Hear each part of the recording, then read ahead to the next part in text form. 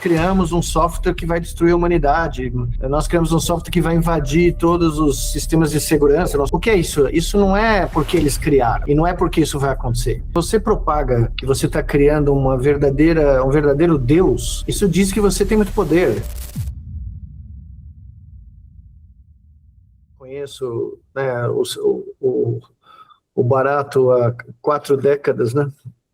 E estou escrevendo um livro sobre a história da inteligência artificial e por que eu acredito que essa ideia é uma grande furada, é uma grande enganação. Se você for conversar com esses CEOs ou até os Chief Scientific Officers, eles sabem que eles não estão lidando com inteligência, mas eles querem vender uma miragem, né, porque eles vivem da miragem. E é muito curioso isso, porque ontem mesmo eu terminei de escrever um capítulo aqui e eu estou fazendo um paralelo do discurso da narrativa e da filosofia, do marketing do medo que é usado hoje pela indústria de AI, é idêntico ao marketing, a narrativa e as desculpas e as promessas do início da Revolução Industrial do século XVIII. É absolutamente o mesmo discurso. E deu no que deu, entendeu? Desculpa interromper, mas só para entender, qual seria esse marketing do medo assim que a IA prega atualmente? Veja, o marketing do medo é o seguinte: nós criamos um software que vai destruir a humanidade, nós criamos um software que vai invadir todos os sistemas de segurança. O que é isso? Isso não é porque eles criaram, e não é porque isso vai acontecer. É porque a única forma de receita que eles têm hoje, como eles não dão lucro, é aumentar o valuation das suas empresas, porque é a forma pelas quais eles têm de vender equity e levantar dinheiro de investidores, porque eles não dão lucro. Tá? É um negócio que não conseguiu achar o mercado, porque a pessoa comum, até um americano médio, a AI não fez diferença nenhuma na vida dele. E todas as pesquisas que saem da Goldman Sachs, da Bloomberg, das grandes formadores de opinião do mercado financeiro americano, mais de 95% das empresas que tentaram usar a AI não viram nenhum ganho, pelo contrário, aumentaram os custos. Ela custa mais caro do que os funcionários que foram demitidos para fazer a mesma função. Então, fica muito óbvio que é um jogo de cena, porque da mesma forma como na Revolução Industrial, se você propaga que você está criando um verdadeiro Deus, isso diz que você tem muito poder. Isso indiretamente transmite a mensagem que você é extremamente poderoso, a sua empresa é extremamente poderosa. E isso basicamente faz gente jogar dinheiro na pirâmide, no Ponzi Scheme, que a gente chama nos Estados Unidos, né?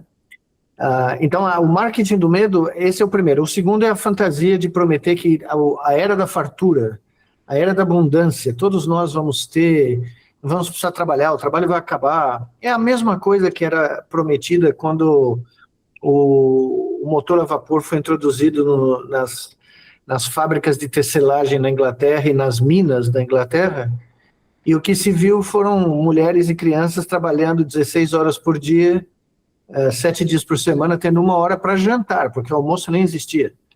E a pior qualidade de vida, longevidade das pessoas que trabalhavam nas tecelagens, nas minas de Londres, era 20 anos mais baixa do que a pessoa que trabalhava em outras coisas na Inglaterra.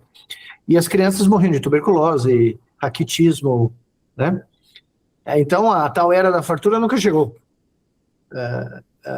Quem se beneficiou era quem tinha acesso ao capital para financiar, né, essas empreitadas. Então, eu estou até dizendo no meu próprio livro que o termo data mining é muito apropriado, porque ele é o mesmo termo, porque sem carvão e sem ferro a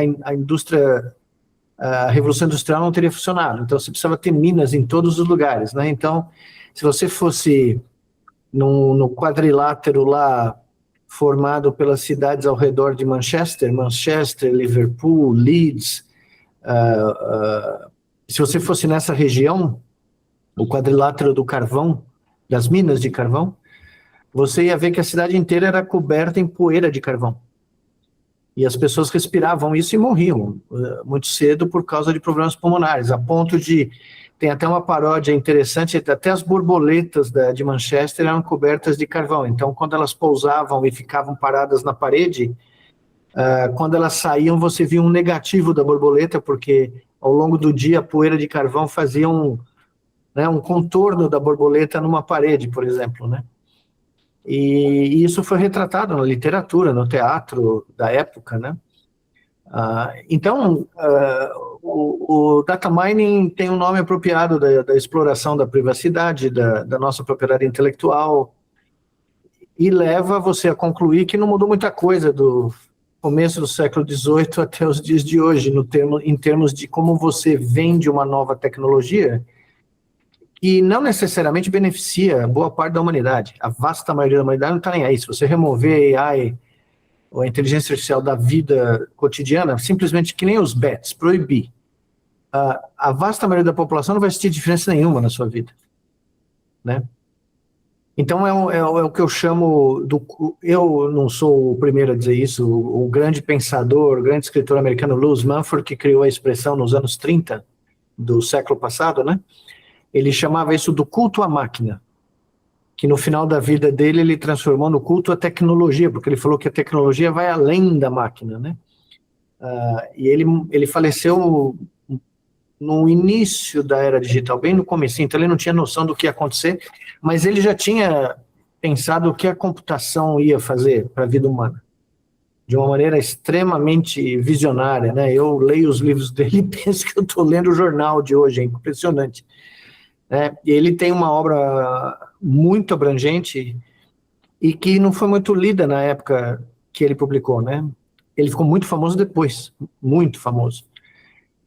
Mas os paralelos são absurdos, a coincidência é enorme, né? E não é coincidência, evidentemente, né? Sim, perfeito. Tem até o Elon Musk da Revolução Industrial, que era o cara que arrotava, que tinha inventado um monte de coisa, e o Lewis Mumford tem uma frase sensacional no livro dele que diz o seguinte: Mr. Arkwright nunca cometeu o crime de ter uma ideia inovadora. Ele sempre comprava de alguém. Então, até isso nós tínhamos de similaridade, né? Sim. E Nicoleles, você comentou desses estudos sobre esse impacto mínimo, né, no fim das contas, da IA nos trabalhos, nas empresas, na vida das pessoas, mas isso são estudos, enfim, que você comentou dos Estados Unidos. Você sente que no Brasil essa visão já se deu realmente ali no pé das empresas? Já entenderam que a IA não é tudo isso?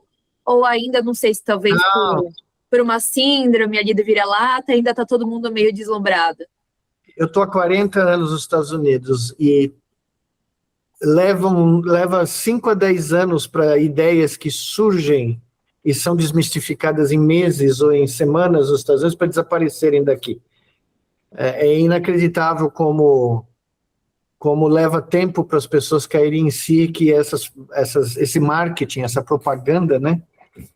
Ela não, por exemplo, os data centers. Os data centers dos Estados Unidos são hoje, por incrível que pareça, uma das poucas coisas que estão unindo as comunidades, as cidades, a população contra eles, né? É um dos tópicos mais importantes dessa campanha eleitoral, porque vai ter eleições agora para o Congresso nos Estados Unidos, né?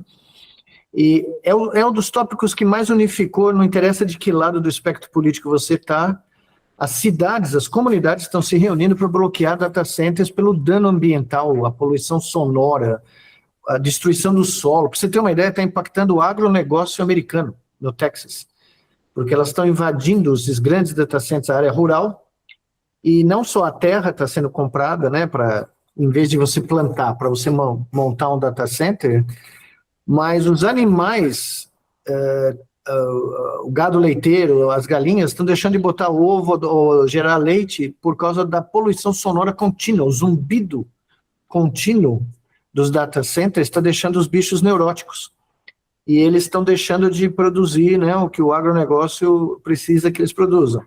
E as pessoas nas zonas urbanas que moram ao redor dos data centers estão começando a ter toda sorte de problemas de saúde mental, depressão, insônia, ansiedade, porque não conseguem mais dormir com o barulho, né?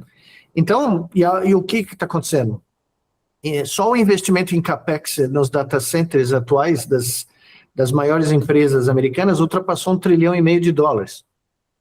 É mais da metade de um PIB brasileiro.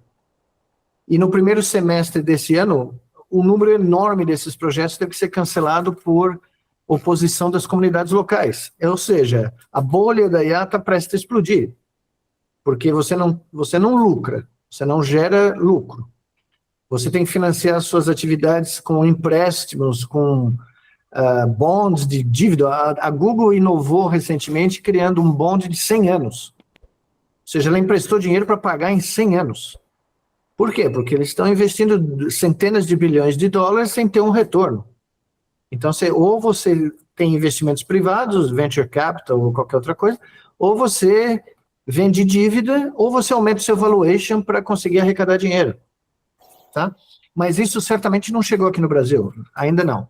Chegou em outros países do mundo, evidentemente já chegou há muito tempo, e chegou na China, onde a China percebeu que o uso desses programas, desses sistemas, não passa de automação estatística de processos e que pode ser usado para o benefício da população, mas não para a especulação financeira. Então, não é à toa que a China está sendo a pioneira no open source dos sistemas de inteligência artificial. Você não paga para usar o Kimi ou o DeepSeek lá, o R da DeepSeek, você não paga. E as empresas americanas estão cobrando $200 por mês. Então, as pessoas estão deixando de pagar o ChatGPT, o Claude, porque agora eles podem usar um programa tão bom quanto e de graça. Então, se qualquer coisa, a fonte de renda dessas OpenAI, Anthropic, está indo para o vinagre, né?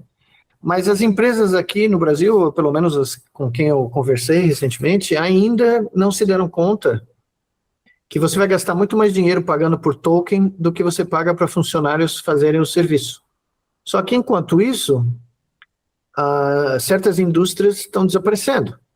O trabalho humano, o jornalismo é um deles.